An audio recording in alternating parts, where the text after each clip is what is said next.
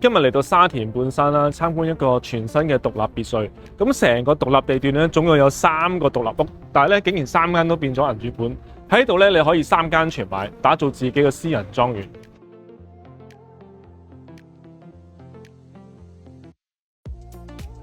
咁經過前花園嘅位置入到嚟咧，首先係一個好大嘅玄關位啦。咁咧樓梯位呢度都有一個好高嘅中空咁嘅位置，可以做一個大型吊燈啦，利用呢個樓梯嘅空間。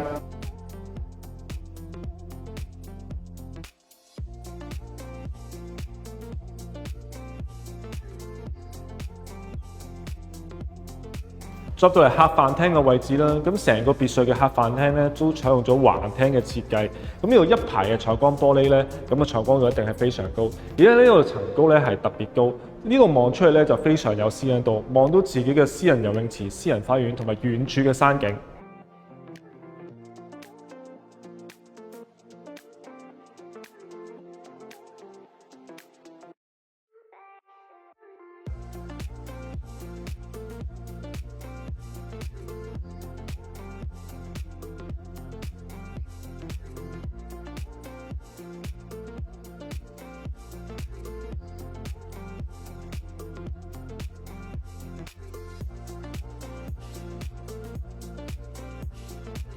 我哋嚟到飯廳嘅位置咧，可以見到呢個空間感都係非常好。咁目測呢度可以擺到個8至10人嘅飯台啦，中間可以做一個大吊燈，因為樓底比較高。咁呢度連接住呢個緊廚嘅位置啦，中間已經做一個中島廚房啦。咁側邊嘅工作嘅空間都係非常多。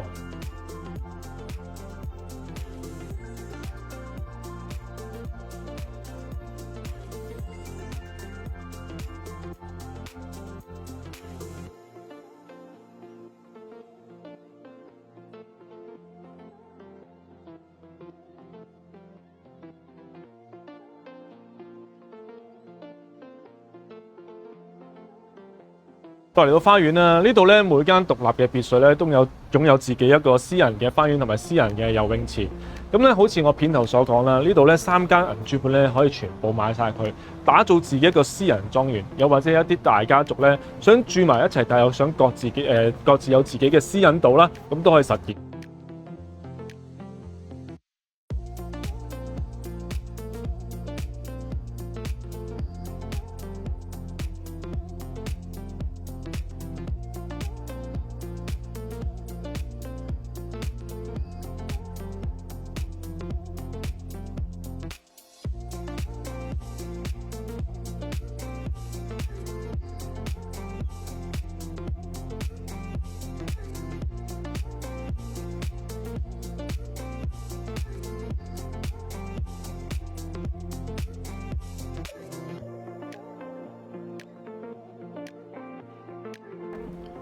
再上到嚟2樓啦，咁成層都係一個睡房區嘅空間啦。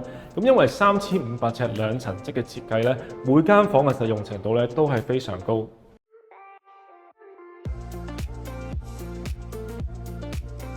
首先咧，我哋嚟到呢個主人房嘅位置啦。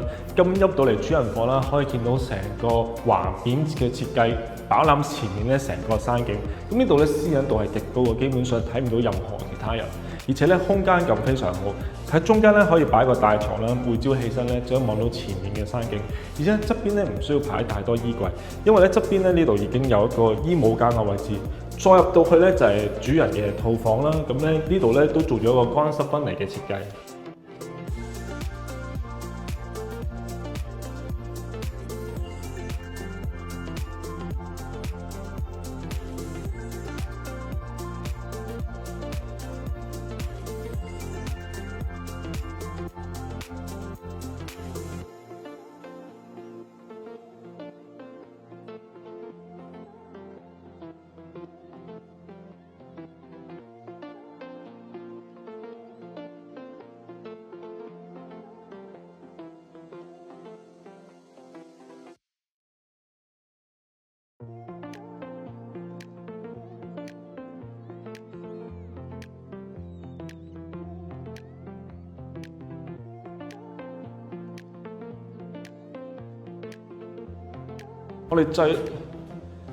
我哋我哋再過嚟睇其他睡房啦，咁4間房咧有3間都係可以向前面嘅山景啦，每間房嘅私隱度係非常高，咁每間房嘅空間感都係非常好。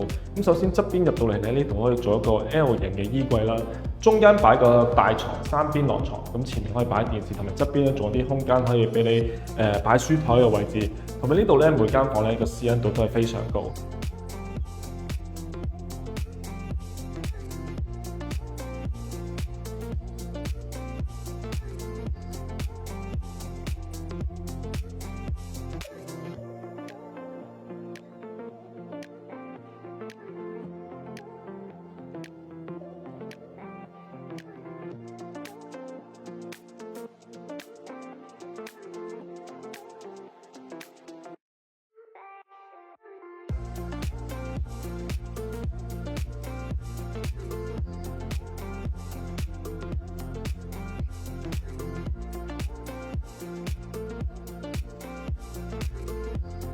再過嚟第4間房咧，就係其中一個套房嘅位置啦。咁老實講，呢間房咧就望住後面馬路咧，就景觀冇咁好私隱度。咁但係咧，如果你唔需要咁多間房咧，呢度可以用嚟做一個招呼朋友嘅地方啦，又或者一個遊戲室、影音房打埋。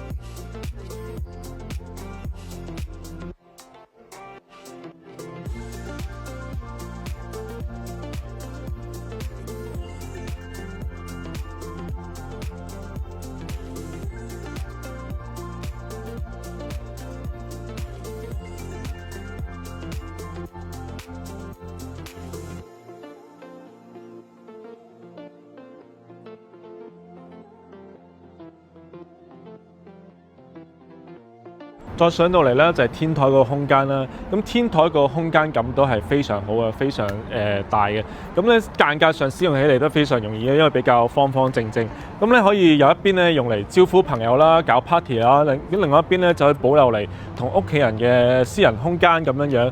咁呢個望出去咧都係俾個群山環繞啦，感覺上咧使用起嚟咧都係非常舒服。